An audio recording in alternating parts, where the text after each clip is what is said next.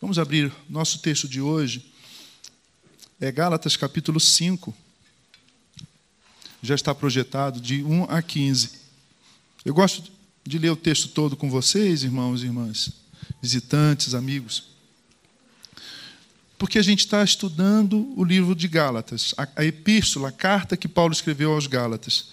E aí, se a gente lê só um verso e comenta o verso e deixa o restante, a gente está comentando, está pregando versos de Gálatas, mas nós não estamos comentando e pregando, expondo versos de Gálatas, nós estamos comentando e pregando, não é, pastor Sabiá? A epístola aos Gálatas, a totalidade dessa mensagem. E diz assim o texto bíblico: foi para a liberdade que Cristo nos libertou. Portanto, permaneçam firmes e não se deixem submeter novamente a um jugo de escravidão. Ouçam bem o que eu, Paulo, lhes digo. Caso se deixem circuncidar, Cristo de nada lhes servirá. De novo, declaro a todo homem que se deixa circuncidar que está obrigado a cumprir toda a lei. Vocês que procuram ser justificados pela lei, separam-se de Cristo, caíram da graça, pois é mediante o Espírito que nós aguardamos pela fé a justiça, que é a nossa esperança. Porque em Cristo Jesus nem circuncisão, nem incircuncisão tem efeito algum, mas sim a fé que atua pelo amor. Vocês corriam bem. Quem os impediu de continuar obedecendo à verdade? Tal persuasão não provém daquele que os chama. Um pouco de fermento leveda toda a massa. Talvez você já tenha usado esse provérbio aí que Paulo cita e nem sabia que estava na Bíblia, né? Um pouco de fermento leveda toda a massa. Estou convencido no Senhor de que vocês não pensarão de nenhum outro modo. Aquele que os perturba, seja quem for, sofrerá a condenação. Irmãos, se ainda estou pregando a circuncisão, por que continuo sendo perseguido? Nesse caso, o escândalo da cruz foi removido. Quanto a esses que os perturbam, quem dera que se castrassem. Palavra dura, hein? Já pensou falar alguma coisa assim desse tipo aqui? Quem não vem quarta-feira, Senhor, ó, vocês vão me internar, né? Mas como é o Paulo, aí fazer o quê, né? Não é, pastor Sabiá? Irmãos, vocês foram chamados para a liberdade, mas não usem a liberdade para dar ocasião à vontade da carne. Vou repetir. Irmãos, vocês foram chamados para a liberdade, mas não usem a liberdade para dar ocasião, lugar, vez. A quê? A carne. Ao contrário, sirvam uns aos outros mediante o amor. Toda a lei se resume num só mandamento, verso importantíssimo para a sua fé, para a sua espiritualidade. Toda a lei se resume num só mandamento. Qual é? Ame o seu próximo como a si mesmo. Mas se vocês se mordem e se devoram uns aos outros, cuidado para não se destruírem mutuamente. Amém? Que a palavra do Senhor fale fundo e mobilize a sua vida para mudanças e a minha também. O que esse texto tem para nós? Antes de caminharmos nele, de entendermos o que o apóstolo está dizendo, eu queria recuperar o que a gente falou semana passada. Vamos ler juntos. Se somos filhos de Deus, deveríamos ser pessoas alegres. O que aconteceu com a nossa alegria? O que aconteceu com a nossa alegria? Esse texto, essa frase, essa pergunta, ele faz no verso 15 do capítulo 4, que foi o tema da semana passada. O que aconteceu com a sua alegria? Você era uma pessoa tão alegre, estava sempre cantando. O que aconteceu com a sua alegria? Eu vi você nascer espiritualmente. O que aconteceu com a sua alegria? E a gente falou sobre os ladrões da alegria. Quais são os ladrões da sua alegria? Quem está furtando a sua alegria? E a gente comparou também, você lembra? Você lembra? A gente comparou felicidade com alegria. Felicidade é um conceito grego, é um conceito ocidental, é um conceito mundano. Eu tenho direito de ser feliz.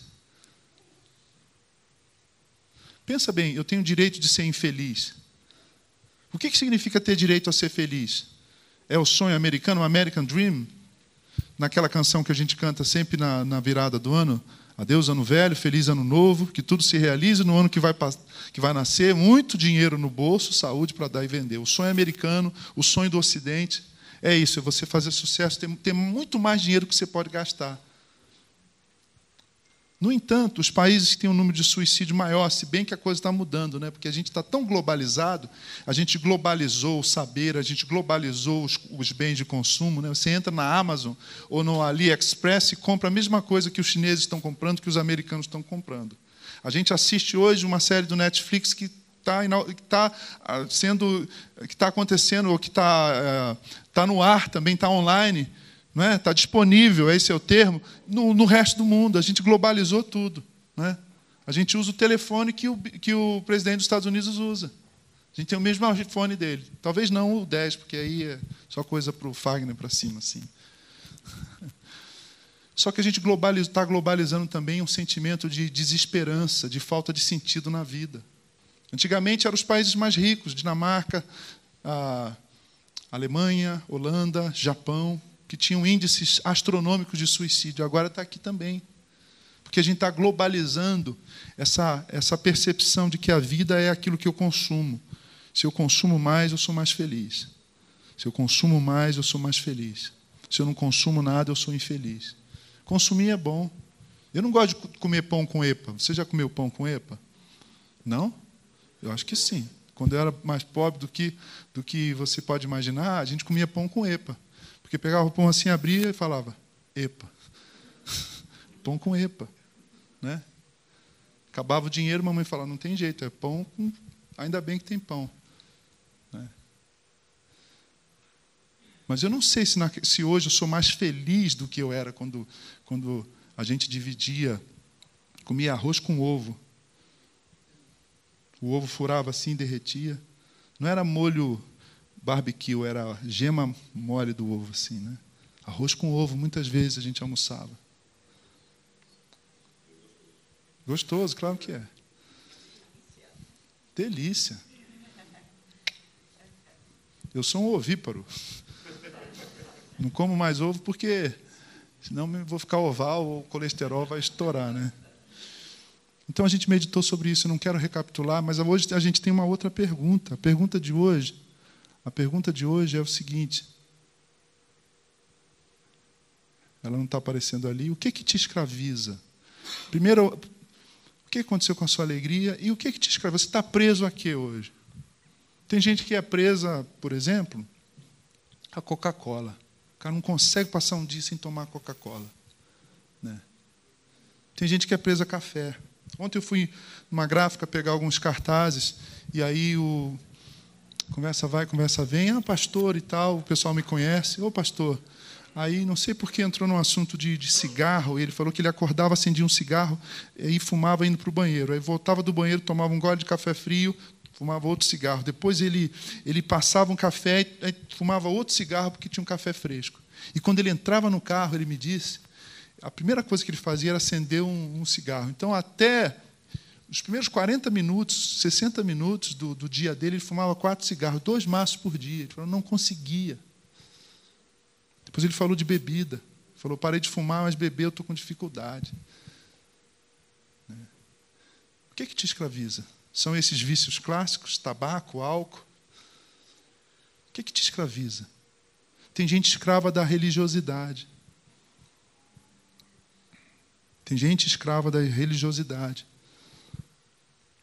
O que está acontecendo nesse texto?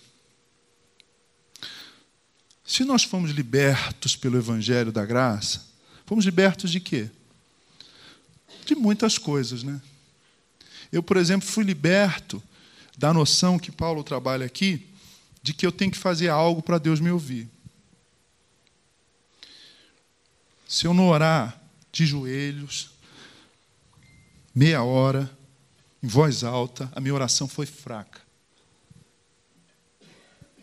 Algum problema em orar de joelhos, meia hora, em voz alta? Algum problema, irmãos? Pelo contrário. Te ajuda, te dá foco, te dá concentração. Mas é uma escravidão religiosa achar que o meu jeito de orar vai fazer Deus me ouvir. Isso é uma mentira, mas tem gente escrava disso. Eu cresci num ambiente religioso que a nossa roupa demonstrava a nossa espiritualidade. Quem aqui sabe do que eu estou falando? Olha só. Eu cresci num ambiente religioso que não podia jogar bola no domingo, porque era o dia do Senhor. Eu cresci num ambiente religioso que não podia ter televisão, porque você aprendia tudo que não presta na televisão. Aprendia a adulterar na televisão. Quá, né? Aprendia a roubar na televisão. Que piada, né? Isso quer dizer que você pode ver tudo na televisão, que é só sentar e ficar ali 3 horas vegetando? Na Globo? Plim, plim. Se imbecilizando, se você me permite um termo forte, com o mesmo comercial 20 vezes em 1 hora de série. Não estou dizendo isso. Mas achar que, porque eu me visto assim, porque eu ajo assim... Eu tinha 12 anos de idade e comecei a tocar na igreja. Era uma igreja bem legalista, bem religiosa. O pastor disse o seguinte, chamou de irmão Gerson. Imagina chamar um menino de 12 anos, irmão Gerson. Estou sabendo que você vai tocar aqui, então é o seguinte, você tem que arrumar uma roupinha melhor. Uma roupinha social. Um palitozinho. Tem que botar um blazer para tocar. Ridículo. Quem aqui sabe do que eu estou falando, irmãos? Isso quer dizer que Deus olha para mim e, dependendo de como eu estou vestido, amém, a você eu abençoo. A você abençoo, mas pode dar 1 grau, João, pode dar uma melhoradinha. Roveri, você está na benção. Que isso? Não, que isso? Você está de camiseta. Olha para mim, eu sou o Todo-Poderoso. Eu sou adorado por alguém de camiseta. Quando o sabiá vem com aquelas roupas assim, aquelas cores, então assim, ele está adorando a Baal, não a mim. Assim diz o Senhor, não. Você que é São Paulino também. Eu sou adorado pelo rubro do sangue carmesim, pelo negro que enfatiza que você foi purificado. Eu sou um Deus flamenguista. Não é isso. A reflexão é breve hoje, mas ela é muito rica. Se fomos libertos do Evangelho da Graça, por que deveríamos voltar ao jugo da religiosidade legalista? Na nossa comunidade, nesse púlpito, nessa igreja, o pastor Gerson Borges, pastor Aguinaldo Cajaíba, pastor Ivo Moreira, pastor Sabiá, Marcos Paulo Sabiá, pastor Fagner Santos, os pastores dessa igreja, os presbíteros dessa igreja, os líderes dessa igreja, alguma vez já disseram o seguinte, você está passando essa luta, irmã Josi, é porque você é dizimista fiel. Algum problema em ser dizimista fiel, irmãos? Em devolver parte, 10% do que você recebeu de Deus para o Senhor. Algum problema com isso? Não, é nossa obrigação. Você vem aqui, come dessa mesa, desse altar, se alimenta desse altar e não contribui? Não, por favor. É sua obrigação. Mas você acha que porque eu faço minha obrigação, Deus vai me atender? Você foi liberto disso. Você nunca vai ver essa pregação aqui. Mas qual é a religiosidade legalista a respeito do qual o texto pode te fazer pensar? É achar que você vem aqui no domingo, eu venho aqui no domingo, vou começar de mim, vou falar de mim. Eu venho aqui, eu prego o meu sermão, e aí pronto, cumpri minha tarefa. Você vem aí, você senta, você ouve, você diz amém quando eu falo amém, você fala amém. Fica em pé, você fica em pé. Você canta, alguns nem cantam também. Alguns nem dizem amém. E alguns nem ficam de pé. Alguns estão dormindo agora com os olhos abertos, que o Espírito me revela. Deixa eu ver aqui. Mas você veio. Aí você diz assim, essa semana uma pessoa me disse assim, a fulana não está indo mais à igreja. Eu falo assim, mas ela está certa. Como assim, pastor? Eu falei, não, ela está certa porque a igreja não é um lugar para você ir. Igreja é uma comunhão para você participar. Ah, deixei de ir da igreja. Eu também, faz muito tempo. Desde que eu entendi que igreja não é um lugar, e uma reunião, e um prédio, eu deixei de ir à igreja. Parei de crer em Deus. Qual é o Deus que você parou de crer? Ah, porque eu orava, Deus não me atendia. Rapaz, eu parei de crer nesse Deus também. Porque Deus não tem nenhuma obrigação de fazer tudo o que eu quero. Parei de crer num Deus que eu sou dizimista, que eu frequento o culto, que eu faço, e Ele tem a obrigação de... Eu determino. Que Deus pequeno é esse, cara? Nem meus filhos eu determino. Eu falei, Bernardo, faça isso. Ele falou assim, por quê? Porque eu sou o chefe. Ele tinha 5 anos, o herege. Porque eu sou o chefe aqui. Aí ele falou, o chefe aqui é Jesus. Eu falei, estou morto. Perdi. Derrubou o rei. Pô, nem em casa eu determino. Eu chego no final do mês e falo assim, amor, coloca o cheque. Aí ela olha assim, pouco, volta que não dá. Eu vou pregar lá no Salvador, e o cara me leva para comer muqueca, me deixa no hotel, me chama de reverendo. Eu adoro ir em igreja presbiteriana, que eu viro reverendo. É muito legal, cara. Devia até ganhar mais, né? Reverendo. Né? Aí eu chego em casa, depois de tudo isso, me achando, né? Tal. Amor, ela tira o sapato. Aí eu volto para a realidade, Kelly. Termino uma bolufa. Neca de pitibiriba. Que Deus é esse que você determina? Não determina nada. Eu não estou com nada e você não está com nada para chegar diante do Todo-Poderoso e falar assim, Senhor, eu determino que esse negócio vai dar certo. Né? Conversa na Trindade. Você ouviu isso? Ouviu um barulho, um ruído? A gente ouve tudo, né? Mas... Não sei se foi uma barata que eu estava andando. Determina o quê? O Deus da Bíblia, você se ajoelha e fala, ai de mim, Senhor, ai de mim, Senhor, ai de mim, Senhor. Tem misericórdia de mim, Senhor, tem misericórdia de mim, Senhor. Senhor, tem misericórdia da minha família, Senhor. Tem misericórdia das minhas finanças, Senhor, fiz tudo errado, Senhor. Ou então, Senhor, fiz tudo certo, Senhor, esse negócio não vira, Senhor. Tem misericórdia de mim, Pai. Aí, como o rei Ezequias estava doente, eu gosto desse texto à beça lá no livro dos reis. Quando ele soube que ele ia morrer, ele se encosta na parede. Olha o jeito de orar. Se encostou na parede assim e falou, Deus, por favor, Deus, prolonga a minha vida. Não me deixe agora não, Senhor. Me dá mais uns anos, Senhor, por favor. Deus, tem misericórdia. Não estou fazendo teatro, não. Esse texto me toca. Por favor, Senhor, eu não queria morrer, não, Senhor. Aí o texto diz, e o Senhor ouviu a oração de Ezequias e prolongou a sua vida. É assim que a gente se aproxima de Deus. Você foi liberto disso, você acha que só porque você vem aqui uma vez no mês, 2 vezes? O que está acontecendo contigo, meu irmão, minha irmã? Você vem um domingo e falta 3, 4. Por favor, eu sei que alguns estavam de férias, eu sei que alguns não podem. Não estou pensando em ninguém. Eu não fico com isso. Se eu quiser falar uma coisa para o Tico, eu vou conversar com o Tico. Não vou usar o púlpito para te dar um recado assim no atacado, Tico. Mas isso está geral, irmãos. Com a ceia do Senhor, com a comunhão cristã. O que está acontecendo com a gente? É isso que Paulo está dizendo. É isso que ele está dizendo. Vamos caminhar no texto. Dos versos 2 a 6, Paulo explica aos crentes gálatas como e por que é inútil a religiosidade e o legalismo. Então eu vou fazer o mínimo necessário, vou lá de vez em quando, vou participar, vou cantar, vou orar, mas durante a semana eu vou viver a minha vida, Marcelo. Por favor, deixe em paz, pastor. Ele diz. E sabe o que ele está falando? De uma coisa que é difícil falar aqui, mas eu vou falar com muito respeito. Circuncisão. Sabe o que era circuncisão? A criança nascia, Deus fez um pacto. O meu povo vai... Sabe a operação de fimose, Martinha, que você que é da saúde? A pele do prepúcio ali do órgão genital, do órgão masculino, né? Aquela pele era cortada. A partir de Moisés, o Senhor falou assim, o povo de Israel, por uma questão de higiene e de saúde, muitos dos nossos meninos tiveram que fazer essa cirurgia. Mas para o judeu era mais ou menos como isso, era obrigatório, era mandatório, por causa de higiene. E também como um sinal. E aí, Paulo se converte e ele descobre que os gálatas, que eram gentios, que não eram judeus, que não tinham sido circuncidados, tinham os pregadores da religião lá, da religiosidade, dizendo que os caras tinham que entrar na faca. Imagina se eu falar assim, irmãos, a partir de hoje vocês vão ter que entrar na faca. Domingo que vem só tem mulheres aqui.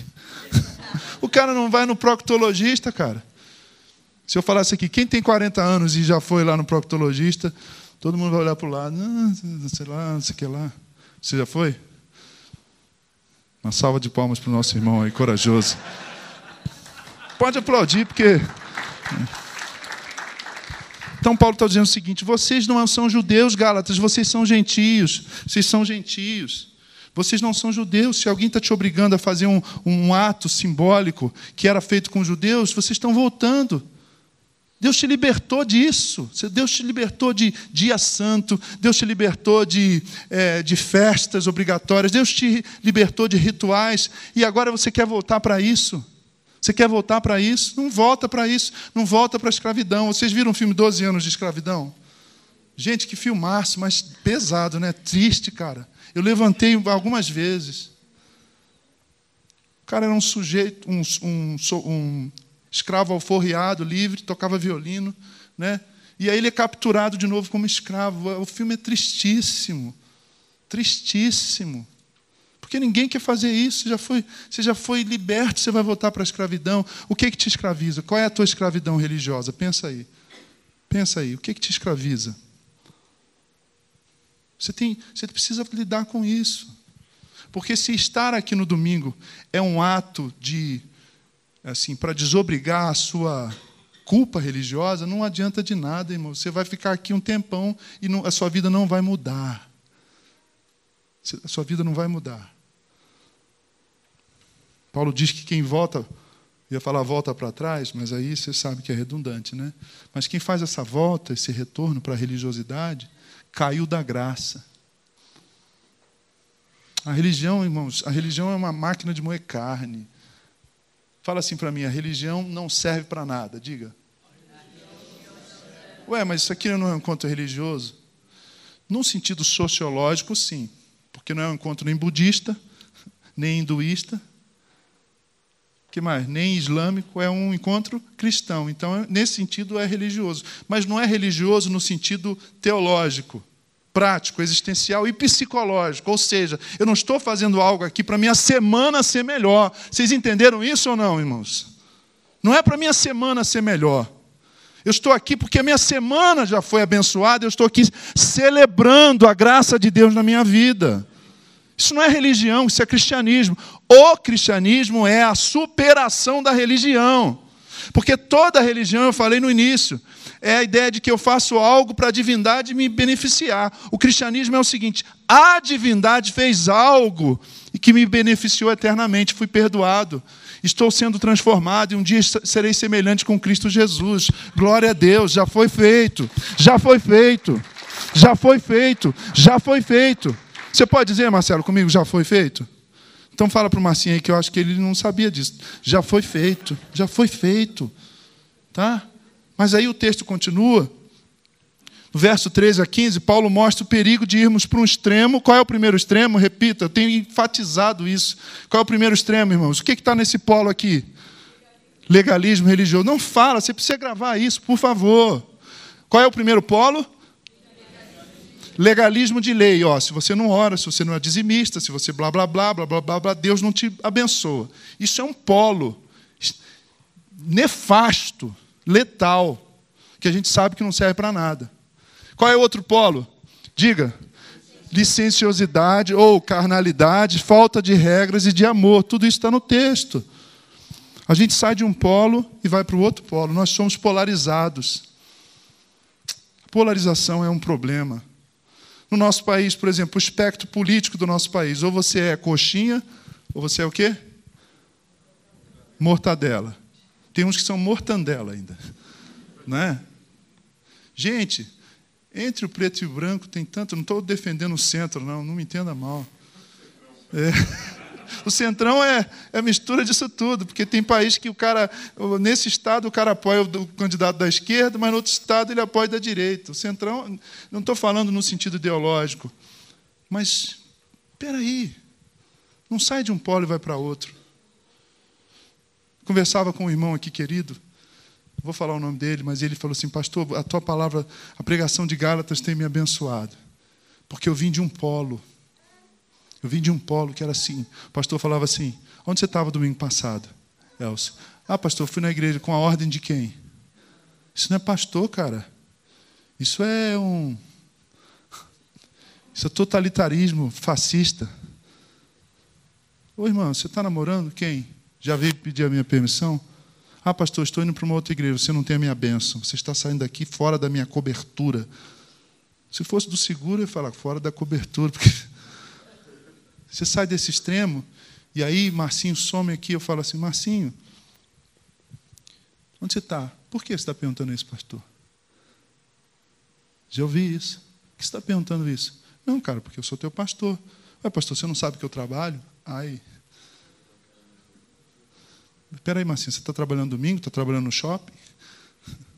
Não, pastor, é que eu trabalho de segunda a sábado, no domingo eu estou cansado. Para você é fácil. Ui, eu não faço nada, né? Né, Marcinho? Estou falando com você. Você sabe que eu estou falando isso. Não faz essa... Não faz essa cara.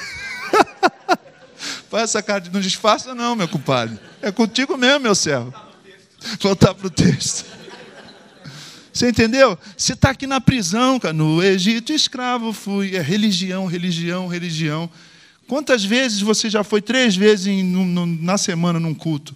Porque se não for, o pastor briga, o padre cobra, o pai de santo sei lá o quê, o rabino idem. E agora, não, eu estou na graça, estou na graça. Você está na graça, nada, você está na falta de regra. E falta de regra é falta de amor. O que é uma pessoa desregrada? O que é uma pessoa regrada? Se eu falo assim, seu nome mesmo, querido? Serginho. Eu ia falar o esposo da Joelma, mas você tem nome, né? Serginho, como é que é a sua alimentação? Ah, pastor, eu como qualquer coisa, pastor. Inclusive, eu estou fazendo a dieta da sopa. Falei, é mesmo, Serginho? É. Deu sopa, eu como, seja o que for. Fala, Serginho, você está muito desregrado. Teu colesterol vai bater na casa de 1 milhão, já, já. Você está morrendo aos poucos? Né? O que é uma pessoa regrada? Como é que é o seu nome mesmo, queridão? Fernando. Não, pastor, à noite eu não como carboidrato, tal, não sei o que lá. De vez em quando eu meto o pé na jaca, mas aí depois, no outro dia, eu me converto. Né? Regra financeira é ruim ou mal, irmãos? Fala aí, por favor, vamos ser práticos. Regra alimentícia, pastor Aguinaldo, é bom ou é? Cuidado físico é bom? Temos médicos aqui, não é bom a gente se cuidar? Temos enfermeiros aqui. Então, regra não é coisa ruim, não. Por exemplo, criança. Quem aqui é pai de criança menor de 10 anos? Rapidinho. Então, Felipe, a rotina é uma coisa ruim para a sua filha? Pelo contrário. Se ela sai da rotina, você que sai também da rotina. É. Porque a rotina, a gente demonizou a rotina. Ah, que essa rotina. Não, a rotina é hábito. Sabia, os monges, eles morrem com 80 anos, 90 anos. Porque os caras vão dormir às 9 da noite e acordam 4 da manhã, fazem trabalho intelectual, leem, traduzem a Bíblia, e trabalho manual. Por isso que o São Bento dizia, ora et labora, ora e trabalhe com as mãos. Você tira o foco daqui e vai para o corpo. Pastor Aguinaldo, a gente estava de férias, falou, pastor, vamos dar uma corridinha, 6 quilômetros. Falei, uau. Aí o pastor Silas, 47 quilômetros. Eu falei, é verdade, você ouviu ou não? Durma com esse barulho agora na sua consciência.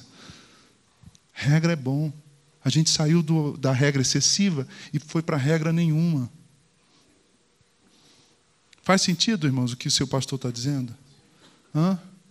Então, na prática, para a gente fechar, quando você examina a sua vida cristã, em que polo você tende a estar hoje em dia? Pensa aí. Você está no polo do legalismo religioso? Você se sente culpado por não ter vindo, por não passar um domingo sem estar com os irmãos? Tira do teu vocabulário assim, por não ter ido à igreja, mas por não ter cultuado, congregado com seus irmãos. Você se sente culpado? Você já ficou em casa? Quando a gente começou a comunidade, a gente falou assim, é só domingo de manhã. Estamos pensando em ter um culto à noite, uma celebração noturna, né? Vespertina, para usar um termo mais batista.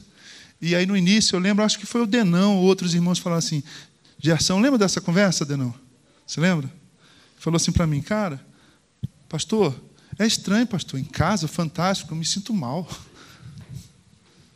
Não tem um cultinho aí para a gente ir tocar em algum lugar, não? Porque a gente veio de uma pressão tão grande. Você se sente assim culpado? Sempre que eu falo essas coisas, parece que eu estou brigando com você, que eu estou sendo moralista, então você está no polo da religiosidade. Ou você se sente mais no polo da licenciosidade.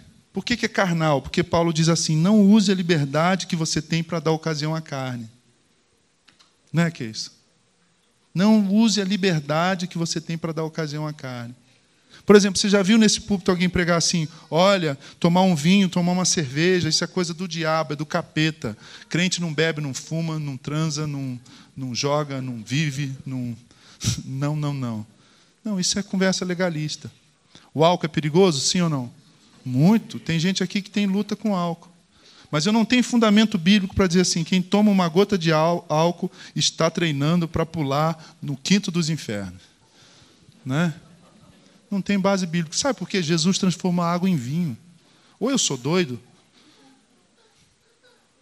ou você é maluco. Ou eu sou doido, ou você é maluco.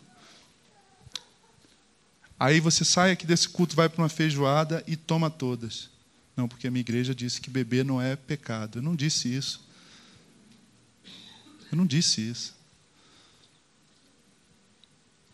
Em que polo você está, meu irmão e minha irmã?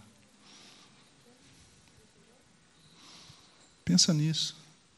O que te escraviza? Te escraviza o peso da religião ou o peso da não religião? O que te escraviza? Você lê a Bíblia porque você tem obrigação de ler a Bíblia. Puxa, não tenho lido a Bíblia, Deus não vai me ouvir. Ou você fala: não, para que ler a Bíblia? Deus é bom. Se ele quiser falar comigo, ele fala. Ele usa até a música da Anitta para falar comigo, se ele quiser. Prepara, vou te matar. Ele pode usar a música da Anitta. Fica esperto, hein? Prepara, né? Vou te chamar. Aí não é mais o teu lugar. Prepara. Você está rindo? Eu estou batendo e vocês estão rindo. Eu não entendo vocês. Não. Você não lê a Bíblia porque aí Deus vai te ouvir. Mas você também não lê a Bíblia porque não precisa ler a Bíblia. Volte para o centro. O centro é o Evangelho, meu irmão, minha irmã. Poxa, pastor, você está brigando com a gente? Não, querido, eu estou pregando a Bíblia. O Evangelho é o quê? Legalismo religioso? Alguém aqui merece ser salvo? Nem eu, que sou pastor de você. Sério? Vou fazer a pergunta. Alguém aqui merece ser aceito pelo Deus Todo-Poderoso? Não, nem eu. Principalmente eu, que estou a lhes falar a respeito dessas coisas. Mas alguém aqui pode achar que Deus é bom. Deus é bom. Sou crente em casa, pastor. Basta eu e Deus. Eu vi hoje uma mensagem no YouTube maravilhosa, senti a presença de Deus.